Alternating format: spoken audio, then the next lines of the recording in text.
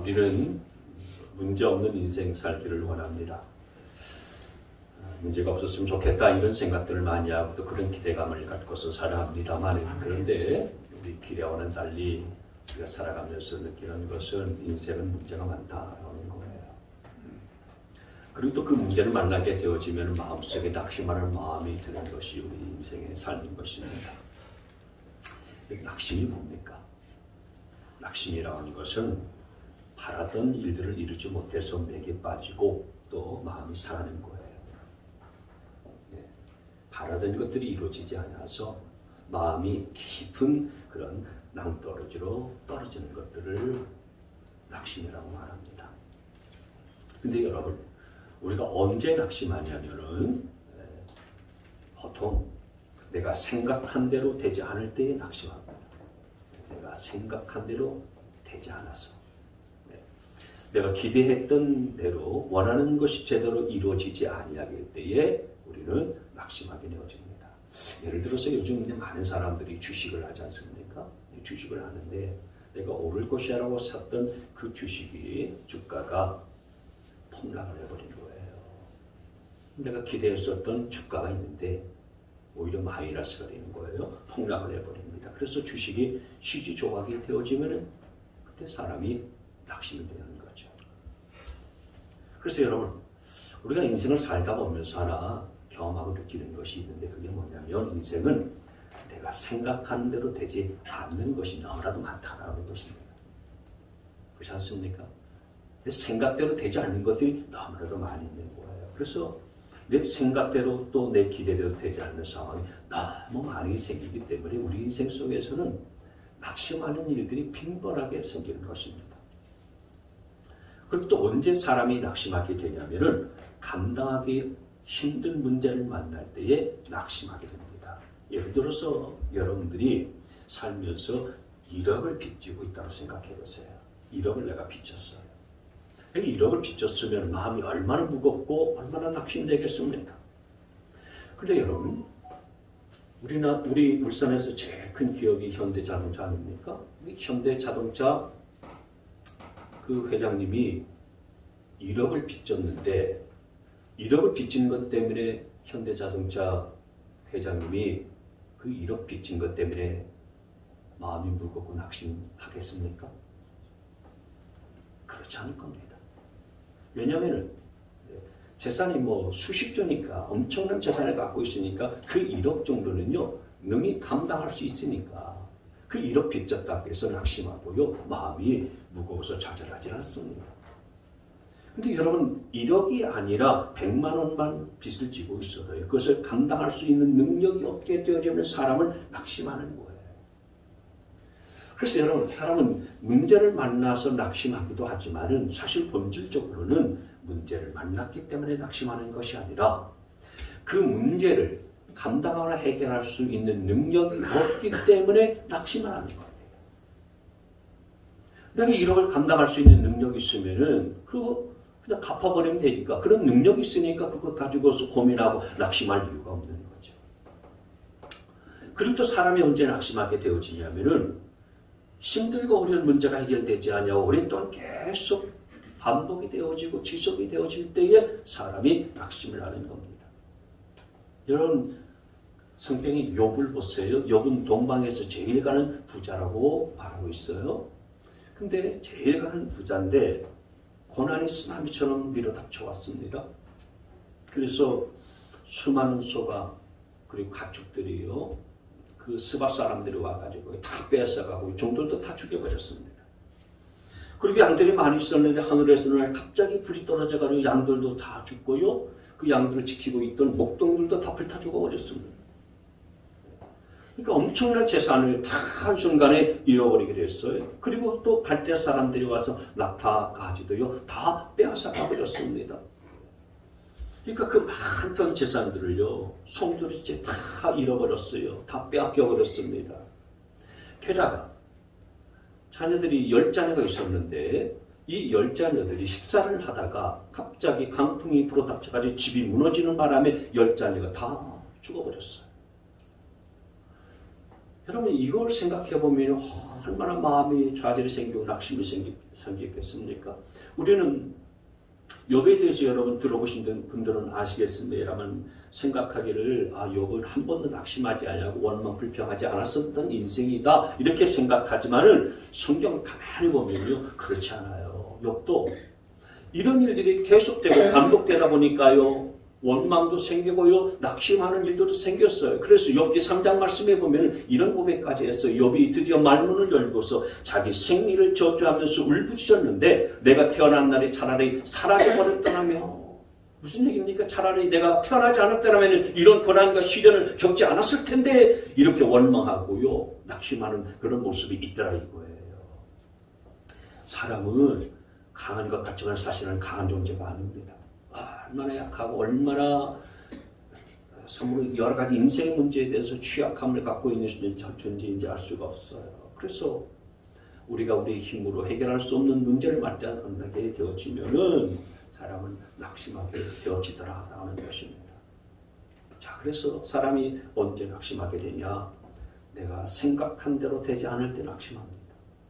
그리고 내가 감당하기 어려운 문제를 만날 때에 낙심하게 됩니다.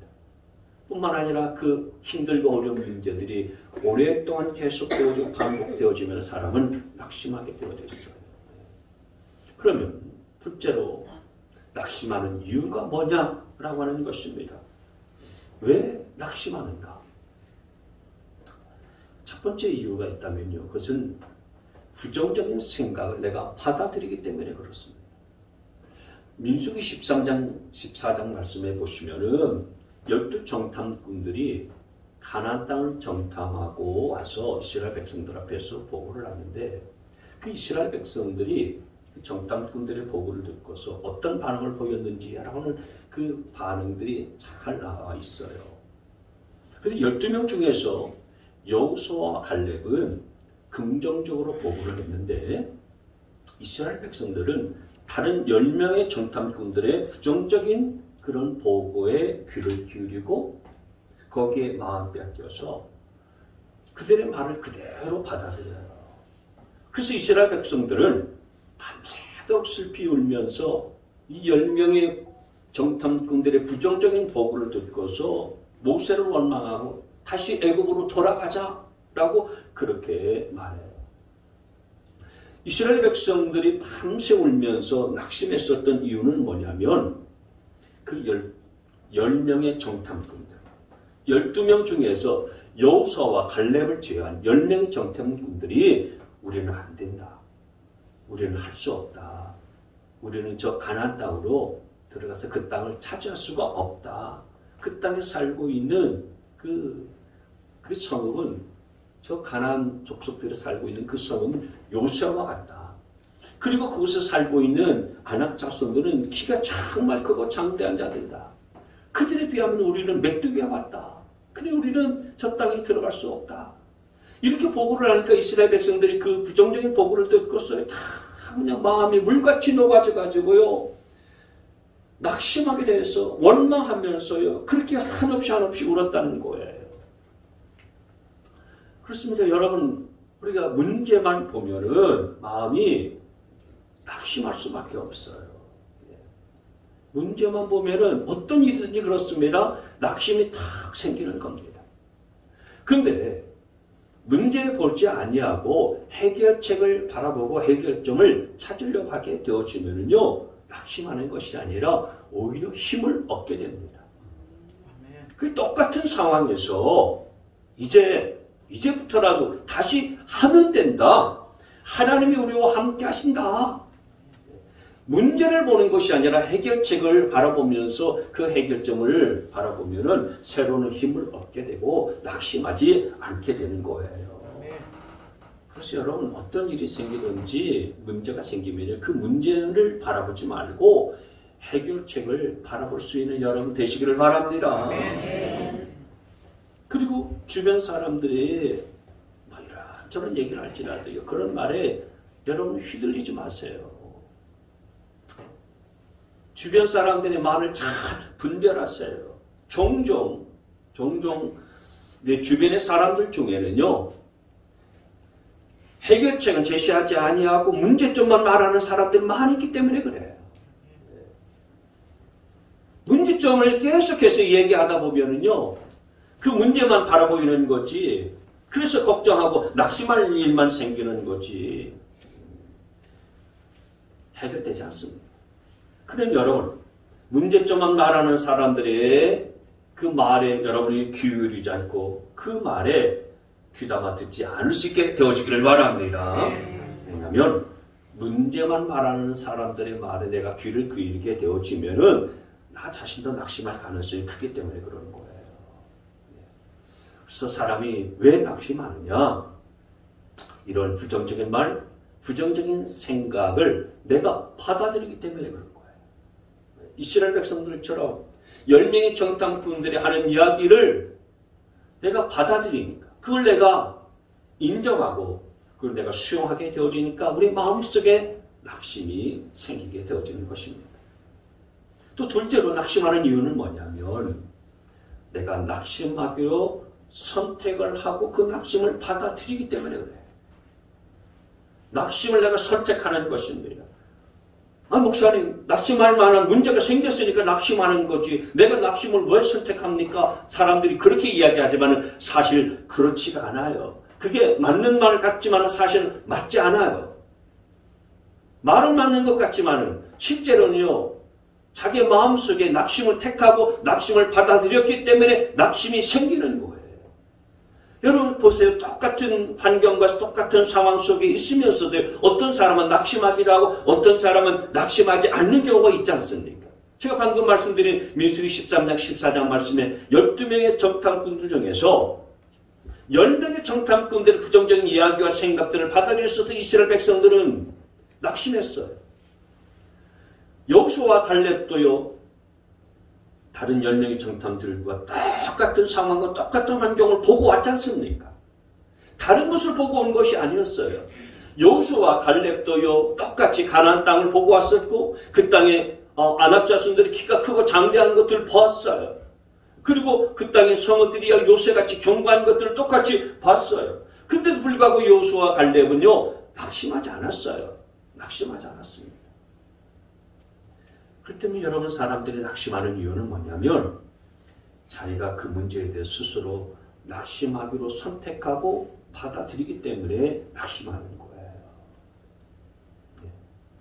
어떤 어려운 문제가 주어져도 내가 그걸 받아들이지 않기로 선택해서 받아들이지 않으면은 마음속에 낙심이 생기지 않아요. 어떤 문제도 나를 낙심시킬 수가 없어요. 그러나 내가 그 문제를 보면서 내 그 문제를 낙심하기로 받아들이고 선택하게 되어지면 우리는 낙심할 수밖에 없는 것입니다. 오늘 본문 말씀에 이 사도 바울을 보면 사도 바울은 낙심할 만한 환경 속에 있었던 사람이었어요. 그런데 오늘 우리가 읽진 않았습니다만 1절 말씀에도 보면 나는 낙심하지 않는다. 8절 말씀에 보면 낙심하지 않는다. 그리고 우리 16절 말씀에 오늘 우리가 읽은 오늘 제목으로 삼은 이 말씀, 우리는 낙심하지 않습니다. 숱한 고난과 시련과 낙심할 만한 그 상황들이 많이 있는데도 불구하고 사도 바울은 나는 낙심하지 않는다.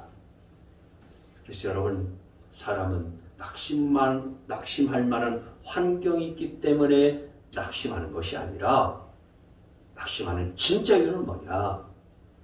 자기 스스로 낙심하기로 작정하고 선택하면서 그 낙심을 마음속에 초청하고 받아들이기 때문에 낙심하게 되는 것입니다. 그래서 여러분, 그렇게 낙심하게 되면 어떤 일들이 생깁니까? 우리가 낙심하게 되어지면 첫째로 문제에 지배를 당하고 마는 것입니다. 문제에 지배를 당하고 마는 거예요. 여러분, 여기 동전 500원짜리 동전 2개가 있습니다. 동전 2개는 사실 저와 여러분에게 아무런 영향력을 미칠 수가 없죠. 그런데 이 동전 2개를요, 눈앞에다 딱 갖다 대면은 뭐밖에 안 보입니까? 돈밖에 안 보이잖아요. 동전 500원짜리밖에 안 보여요. 다른 건 아무것도 보이지 않습니다. 동전만 보이게 되는 거예요. 다른 것은 전혀 보이지 않고요. 볼 수도 없는 겁니다. 무슨 얘기입니까? 우리가 낙심되는 문제들, 낙심할 만한 그런 상황들, 그런 환경들만을 크게 바라보게 되어지면은 그 문제나 그 환경에 지배를 받고 만다 이거예요. 다른 것은 보이지 아니하니까 눈에 보이는 이것에 지배를 받게 되어진다 이거예요. 그래서 다른 것들은 전혀 보이지 않게 되어지는 것입니다. 그래서 계속해서 그 문제에 지배를 받게 되어지고 점점점 더 낙심의 늪에 빠져들어가게 되어지는 거예요. 낙심의 늪에 깊이 빠져들어가게 되어지면 사람이 어떻게 되냐면 의욕을 잃어버리게 됩니다. 의욕을 상실하게 되어져요. 어떻게 살겠다고 하는 의지도 없어집니다. 일하려고 하는 의욕도 사라져버려요. 돈을 벌겠다. 그래서 내가 참 잘 살겠다. 이런 의지도요 사라져버립니다.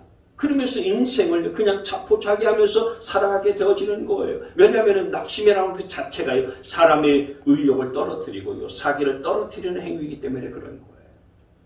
그래서 여러분 낙심을 하게 되어지면요 목표를 쉽게 포기하게 됩니다. 미래에 대한 소망과 꿈도요 갖지 않게 되고요 접어버립니다. 그러다가 그렇게 점점점 아무 의욕 없이 그렇게 살아가는 일들이 하루가 되고 이틀이 되고 그러다 보면요 그냥 그저 되는 대로 살아갑니다. 자포자기하면서 그냥 사는 거예요. 그리고 사람이 무기력하게 살아가는 것입니다. 내가 뭐 살아가야 될 이유가 있나? 이렇게 생각하면서 사니까요 나중에는 극단적인 선택까지 서슴지 않는 거예요. 여러분 우리 하나님께서는 어떤 종류의 사람도 다 쓰실 수가 있는데 쓸 수 없는 사람이 있어요. 낙심하는 사람입니다. 낙심하는 사람은 하나님께서 사용하실 수가 없어요. 여러분 낙심하는 사람이 하나님께 쓰임받는 경우가 있습니까? 낙심에서 벗어나서 낙심을 이기고 승리한 사람을 하나님이 사용하지만 낙심에 깊이 빠져있는 사람을 하나님께서 사용하실 수가 없는 거예요. 따라서 저와 여러분이 혹시 낙심 가운데 빠져 있다면 그 낙심에서 하루빨리 속히 벗어나야 될 줄 믿습니다. 어떻게 낙심에서 벗어날 수 있을까요? 네 번째로 낙심에서 벗어나려면 네 가지 꼭 기억하시기 바랍니다. 첫째로 받은 직분을 붙잡고 사셔야 됩니다. 한번 따라서 합시다. 받은 직분을 붙잡고 살자. 시작. 받은 직분을 붙잡고 살자. 오늘 1절 말씀을 한번 보시죠. 1절 같이 있습니다. 시작. 그러므로 우리는 하나님의 자비를 힘입어서 이 직분을 받고 있으니 낙심하지 않습니다. 사도 바울은 내가 감당해야 될 사명도 있고 직분이 있으니까 내가 이것을 맡고 있으니 낙심할 수가 없습니다. 낙심하지 않겠습니다. 라고 이렇게 고백하고 있는 거예요. 힘들어도 내가 이런 직분이 있다. 하나님이 자비하심으로 내게 이런 귀한 사명도 맡겨주셨는데 내가 어떻게 낙심하랴? 낙심하지 않습니다. 이렇게 고백하고 있는 거거든요. 여러분 가정에서 어머니가 힘들고 어려워도 가정을 지키는 이유는 뭡니까? 저 자식들이 내가 없으면 어떻게 먹고 살랴? 어머니로서의 사명과 직분이 있잖아요. 그렇기 때문에 내가 없으면 자식들이 뭐 먹고 어떻게 살겠나? 그러니까 가정을 팽개치지 못하는 거예요. 힘들고 어려워도요, 가정을 지키고요, 그 자리에 서 있는 것입니다. 가정에서 자식들에게 먹여야 되고 입혀야 되고요. 저 어린 자식들 내가 없으면 어떻게 사나? 그것 때문에 그 사명이 있으니까 낙심하지 않는 거예요. 낙심할 수가 없는 것입니다. 사도 바울은 주님을 섬기고 복음을 증거하면서 엄청난 고난과 시련을 만났어요. 얼마나 수많은 고난과 시련을 겪었는지요. 사도 바울이 자신이 고백한 것이 있어요. 고린도후서 11장 23절에 보시면 나는 수고도 다른 사도들보다 더 많이 했고 감옥살이도 더 많이 다른 사도들, 다른 제자들보다 더 많이 했다 이거예요. 매도 더 많이 맞고 여러 번 죽을 뻔했다라고 했어요. 24절 말씀에 보면은 유대 사람들에게서 만에서 하나를 뺀 뇌를 맞은 것이 5번이다. 채찍으로 맞은 것이 3번이고 돌로 맞은 것이 1번이고 파선을 당한 것이 3번이고 반납 꼬박 하루를 망망한 바다를 또 다녔다. 26절에 자주 여행하는 동안에는 강물의 위험과 강도의 위험, 동족의 위험, 이방 사람의 위험, 도시의 위험, 광야의 위험, 바다의 위험, 거짓 형제의 위험을 당하였다. 사도 바울만큼 고난과 시련을 겪었었던 그런 자들이 없었어요. 27절 말씀에도 보면 수고와 고역에 시달리고 여러 번 밤을 지새우고 줄이고 목마르고 여러 번 굶고 추위에 떨고 헐벗었다. 그러니 낙심할 만한 상황이 얼마나 주변에 많이 있었던 것입니까? 얼마나 고난과 시련에 빠졌어요. 좌절할 만한 그런 일들이 얼마나 인생 속에 많이 있었는지 알 수가 없었어요. 그럼에도 불구하고 낙심하지 않았었던 이유는 뭐라고 말씀하고 있는 것입니까? 오늘 1절 말씀처럼 하나님이 내게 맡겨주신 직분 때문이다라고 말하는 거예요. 하나님이 내게 주신 이 사명 때문에 말하는 거예요.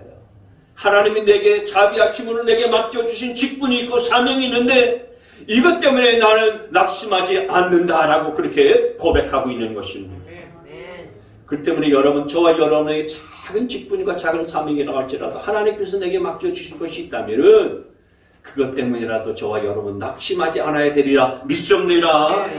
어떤 힘든 일이 있을지라도요, 하나님이 주신 직분 때문에, 하나님 내게 맡겨주신 사명 때문에 낙심하지 않고 포기하지 않는 여러분 되실 수 있기를 주의 이름으로 축복합니다. 그러니까 내게 맡겨주신 사명이 작을지라도, 그 직분이 사소한 것이라 할지라도 그건 사람이 준 게 아니고 하나님이 맡겨주신 거잖아요.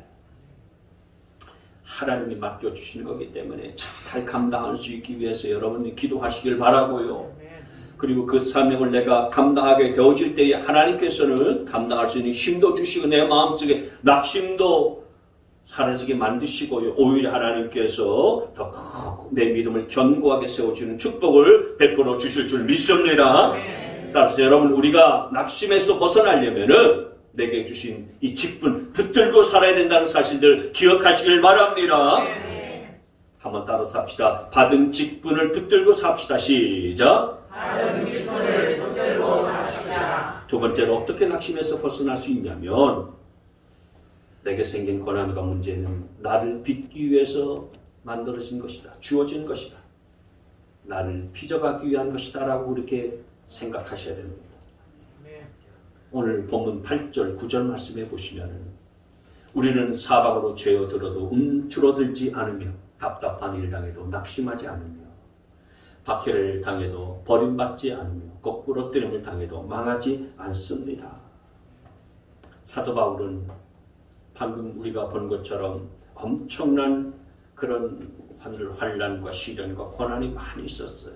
감당할 수 없는 그런 낙심할 문제를 갖고서 살았었던 사람이었는데, 그런 고난 가운데서도 뭐라고 얘기하냐면은 10절 말씀에 우리는 언제나 예수의 죽임당하심을 우리 몸에 짊어지고 다닙니다. 그것은 예수의 생명도 또한 우리 몸에 나타나게 하기 위함입니다. 그 모든 고난은 예수의 생명을 나타내기 위해서 주님께서 내게 허락하신 것들이라고 고백하면서 살았던 겁니다. 그렇기 때문에 여러분, 크고 어려운 문제가 주어질 때마다 이건 나를 빚으시기 위해서 하나님이 내게 허락하신 것들이구나 라고 그렇게 믿음으로 받아들일 수 있게 되어지기를 바랍니다. 이 과정을 잘 통과하면 하나님께서는 반드시 나를 축복하실 거다. 이 고난의 과정들 다 통과하게 되면 하나님이 더 좋은 열매와 결실들을 맺게 해주실 것이다 라고 그렇게 믿고 받아들일 수 있는 저와 여러분 되시기를 바랍니다. 여러분, 해도 안 되는 그런 문제 때문에 낙심하고 좌절하시는 분이 계십니까? 이렇게 해도 안 되고 저렇게 해봐도 안 되고 아무리 해도 안 된다고 그렇게 낙심하시는 분이 계시죠? 근데 여러분, 그게 끝이 아닙니다. 그게 끝이 아니에요. 하나님께서는 이런 광풍이 지나가게 되어지면 더 큰 은혜를 경험할 수 있도록 복을 예배해 놓으셨다는 사실들을 믿으시기 바랍니다. 여러분, 어찌 모진 폭풍과 비바람 없이요 그 나무가 거목이 될 수 있겠습니까?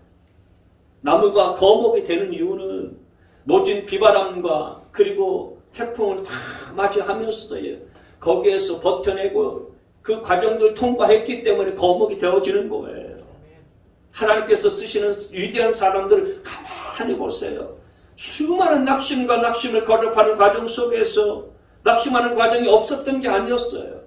낙심할 만한 그런 과정과 상황들이 전혀 없었던 게 아니었습니다. 다 낙심하는 과정을 수없이 겪었지만 그러나 그게 끝이 아니었고요. 그것을 하나의 과정을 받아들였었던 거예요. 이것도 하나의 과정이다. 언젠가는 다 지나가게 될 것이다. 이것을 통해서 하나님이 나를 빚으실 것이다. 하나님의 사람으로 견고하게 나를 세우실 것이다. 여러분, 그렇기 때문에 문제가 주어질 때마다 고난과 환경과 상황이 힘들고 어려워서 낙심할 만한 그런 상황들이 생길 때마다 이건 나를 빚으시기 위해서 하나님이 허락하신 것들이구나 라고 그렇게 믿음으로 받아들이셔야 된다 이거예요. 그럴 때에 여러분, 욥처럼 하나님 앞에서 우리는 정금같이 순금같이 빚지는 인생 되어지리라 믿습니다. 욥기 23장 10절 말씀이 그 말씀이잖아요. 자, 시작. 내가 가는 길을 그가 아시나니 그가 나를 단련하신 후에는 내가 순금같이 되어 나오리라. 아멘. 세 번째로 우리가 낙심에서 벗어나게 되어지려면 미래의 소망을 바라보셔야 됩니다. 16절 말씀해 보시면 사도 바울이 이렇게 고백했습니다. 자, 시작. 그러므로 우리는 낙심하지 않습니다. 우리의 겉사람은 낡아가나 우리의 속사람은 날로 새로워집니다. 세월이 갈수록 여러분 사람의 육신은 점점점 쇠하여져 가고 늙어가고 낡아져 가지 않습니까? 그러나 여러분 그것 때문에 우리가 낙심하지 말아야 돼요. 왜냐하면 우리의 육체는 비록 낡아져 가고 쇠하여져 갈지라도 우리의 속사람은 날로 새로워져 갈 것이기 때문에 그런 것입니다. 사도 바울이 고난 속에서도 능히 승리하며 살아갈 수 있었던 이유는 뭐냐면 바로 그렇게 미래에 대한 소망을 가지고 있었기 때문에 그래요. 17절 18절 말씀 시작. 지금 우리가 겪는 일시적인 가벼운 고난은 비교할 수 없을 정도로 영원하고 크나큰 영광을 우리에게 이루어 줍니다. 우리는 보이는 것을 바라보는 것이 아니라 보이지 않는 것을 바라봅니다. 보이는 것은 잠깐이지만 보이지 않는 것은 영원하기 때문입니다. 여러분, 사람은 누구든지 미래에 대한 분명한 소망이 있어야 현재의 어려운 상황을 견딜 수가 있어요. 하나님은 살아계시고 하나님은 우리를 도와주시는 분이신 것을 믿으시기를 바랍니다. 하나님 지금도 살아계셔서 우리를 능히 도우실 수 있는 분이세요. 그렇기 때문에 우리의 미래는 분명히 지금보다도 더 밝아지게 될 줄 믿으시길 바랍니다. 이 미래에 대한 소망이 있으면은 낙심에서부터 벗어나고요. 낙심하지 않게 된다는 사실들을 믿으시기 바랍니다. 마지막으로 네 번째, 낙심에서 벗어나려면 기도의 자리에 나와서 기도하셔야 됩니다. 누가복음 18장 1절 말씀에 우리 주님께서 제자들이 이런 말씀하셨어요. 늘 기도하고 낙심하지 말아야 한다. 늘 기도하고 낙심하지 말아야 된다. 낙심할 만한 문제를 만났을 때는 기도해라. 하나님께 나와서 엎드려라. 여러분 사방이 다 막혀 있을지라도 하늘은 늘 열려 있기 때문에 저와 여러분이 기도하면 낙심에서 이겨나고 낙심을 벗어날 수 있게 될 줄 믿으시기를 바랍니다. 한번 따라서 합시다. 앞문이 막히고 옆문이 막히고 뒷문이 막혔을 때에 하나님은 하늘문을 여신다. 믿으시기 바랍니다. 사방이 이렇게 앞문, 옆문, 뒷문 다 막혔는데 하나님은 하늘문을 여셔서 우리가 기도할 때에 하나님께서 예비하신 은혜와 능력과 온갖 지혜와 그리고 우리의 그 상황, 힘든 고난과 시련을 이길 수 있는 방법들도 하나님이 가르쳐 주시고 알려주시고 인도하여 주실 줄 믿으시기를 바랍니다. 그럼 여러분 우리 기도하면 하나님이 반드시 이루어 주시기 때문에 낙심할 만한 상황이 생겼을 때는 하나님 앞에 엎드려야 됩니다. 힘들고 낙심될 때에 기도하지 않으면 언제 기도하겠습니까? 그렇기 때문에 여러분 낙심할 만한 문제는 우리가 다 하나님 앞에 나와서 기도하라고 하시는 하나님의 초대라는 것을 사실들을 잊지 말게 되시기 바랍니다. 아멘. 낙심할 문제가 딱 생겼다. 하나님께 기도하라고, 하나님께 엎드리라고, 하나님께서 우리를 기도의 자리로 초대하시는구나. 여러분 이렇게 믿으시기를 바랍니다. 그래서 기도의 자리에 나와서 기도하면서 하나님의 도우심을 받고 낙심의 상황에서부터 벗어나고 이겨나갈 수 있는 여러분 되시길 주의 이름으로 축복합니다. 이번에 그 무창포 집회를 가서 한 장로님 부부의 간증 들었어요. 그 무창포에서 엄마 손 맛집이라고 가장 그 맛있는 맛집이더라고요. 그러니까 제일 유명한 맛집을 이렇게 운영해 나가시는데 장로님 부부가 그 시골 교회에서 아주 정말 보배같이 아주 귀하게 쓰임받는 그런 부부세요.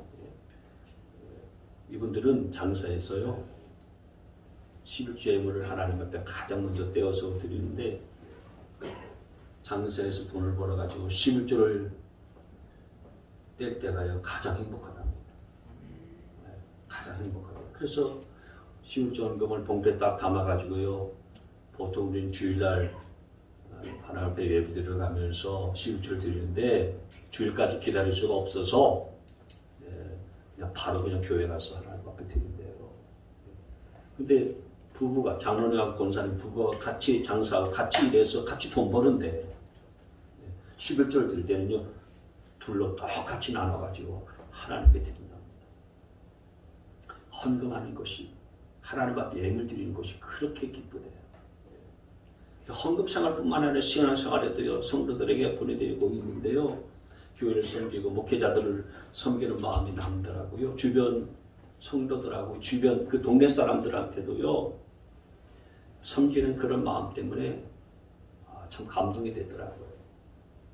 이게 무창포 교회 목사님께서 그런 말씀하시는데 이분들은 이 장로님 부부는 정말 무진장 퍼주는 분 그렇게 말씀하시더라고요. 무진장 퍼주시는 거예요. 명절 되면요 교인들이 많지 않아서 그렇게 하겠습니다만은 뭐 많든지 적든지 마음이 그러니까 그렇게 섬기는 게죠. 성도들한테 다 선물도 나눠주고요. 이웃들 어떤 한 분은 뭐 동네 주민들한테도 뭐 선물도 나눠주고 전도 목적으로 영구원하는 목적으로 그러는데 어떤 한 분은 8년 동안 자기가 그 명절 때 선물도 받고 그렇게 대접을 받았다는 거예요. 그래서 내가 교회 나간다면은 이분이 이 권사님 나가는 교회 나가겠다. 그래가지고 집회에 교회 나오는 분이 계세요. 배신을 안 때리겠다. 근데 이 장로님 부부가요 식당 할 수 있는 것 자체가 기적이에요. 왜냐하면 장로님이 암에 걸리신 적이 있으셨고요. 그 이제 권사님은 췌장암에 걸려가지고요 췌장암의 반을 떼어버렸어요. 위암에 걸렸어요. 위의 반을 뗐어요. 그리고 콩팥하고요. 또 어디더라? 12지장? 이건 아예 없어요. 교통사고를 당했는데요. 제가 교통사고 당한 간증을 얘기하려다가 그분 간증 듣고서요. 안 했습니다. 얼마나 큰 교통사고를 당했는지 말이죠. 뭐 이 말할 수 없습니다. 사모님이 목태에 한번 같이 간 적이 있는데 너무 그냥 큰 그 수술 자국이 있어가지고요. 그거 보고서 눈물을 흘릴 뻔했다고 그러더라고요.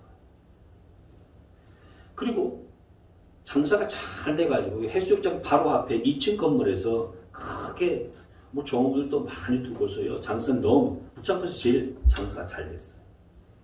그러니까 그걸 보고서 주인이 나가라고 한다는 거예요. 욕심이 생겨가지고요. 세를 더 받고 다른 사람에게 주려고.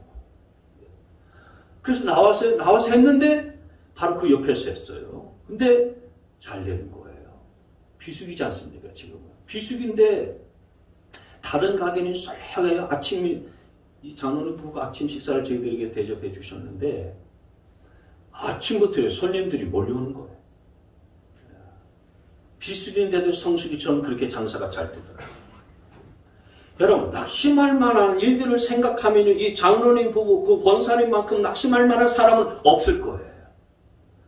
몸이 완전히 온몸이 전신이 만신창이가 됐지 않습니까? 사업도 그렇게 힘들게 됐지 않습니까? 낙심할 만한 것들을 생각하면요, 이분들보다 더 낙심할 만한 그런 환경과 상황을 만난 분들 별로 없을 거예요. 그런데 조금도 낙심하지 않고요, 열심히 일해서 하나님 앞에 헌금 드리는 기쁨으로, 그리고 교회를 섬기는 재미로 살고요, 영혼을 섬겨서 어쨌든 그 영혼을 한 영혼을 더 건져서 하나님 앞에 인도하고자 하는 그런 즐거움으로 살고요, 그렇게 신앙생활에서 하는데 꿈일 줄도 모르고요, 어디 놀러 다닐 줄도 모르고요, 그냥 몸이 아프면은 교회 와서 하나님 앞에 그냥 엎드려서 기도한답니다. 많이 아프면은 많이 아플수록 집에서 그냥 끙끙 앓고 병원 찾아다닐 생각하지 않고요, 교회 가서 기도하면 하나님 낫게 해주죠, 왜 병원 갑니까? 그러더라고요. 금식하면서 기도하면 하나님이 그냥 낫게 해주신다는 거예요. 그래서 여러분, 기도 생활에 힘쓰는 분이신데, 이 집회 저녁 7시 반에 시작하잖아요. 장사하는 거 다 접어두고서요, 7시 반 되니까요, 두 분이서 그냥 하나님 앞에 은혜 받기 위해서 그냥 나오시더라고요. 기도가 좀 부족하다, 기도가 적다 생각하면 하나님 앞에 나가서 그냥 하나님 앞에 엎드리고 밤새도록 기도한다는 거예요. 밤새도록 기도하는 것입니다.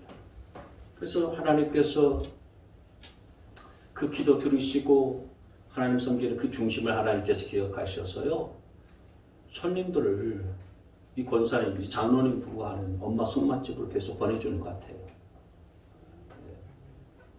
그래서 다른 곳에는 손님들이 없는데 희한하게도요, 비도 주룩주룩 내리고 날씨도 막 그냥 으시년스럽고 흐린 날씨가 계속 됐는데도 불구하고 다른 곳은 손님들이 없는데 이번 가게에는 손님들이 오더라고요. 저희들이 식사하다 보니까요, 한 팀이 들어오고 또 한 팀이 들어오고 세 팀인가 들어왔어요.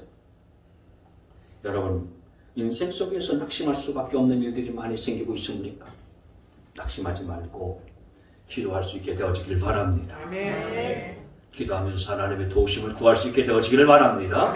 시편 기자가 시편 42편 5절에서 이렇게 고백했어요. 같이 읽습니다. 시작. 내 영혼아, 내가 어찌하여 그렇게 낙심하며 어찌하여 그렇게 괴로워하느냐. 너는 하나님을 기다리라. 이제 내가 나의 구원자, 나의 하나님을 또다시 찬양하리라. 하나님을 기다려라 그랬잖아요. 하나님을 기다려라. 하나님의 도우심을 기다리면서 기도하라는 것입니다. 여러분, 낙심이 올 때에 하나님을 기다리면서 하나님께 소망을 걸고 기도할 수 있게 되어지기를 바랍니다. 하나님이 나타나셔서 도와주실 줄 믿습니다. 하나님이 도우시면 해결하지 못할 문제가 없는 줄 믿으시길 바랍니다. 하나님이 도우시면 아무리 큰 문제도요, 기쁨과 축복으로 바뀌게 되는 줄 믿으시길 바랍니다. 하나님이 도우시면 큰 질병도 치유하여 주시는 줄 믿으시길 바랍니다. 하나님이 도우시면 어떤 경제적인 어려움도 해결될 줄 믿으시길 바랍니다. 하나님이 도우시면 찬송이 넘치는 역사가 벌어지게 될 줄 믿습니다. 여러분, 한번 따라서 합시다. 우리는 낙심하지 않습니다. 시작. 우리는 낙심하지 않습니다. 나는 낙심하지 않겠습니다. 시작. 나는 낙심하지 않겠습니다.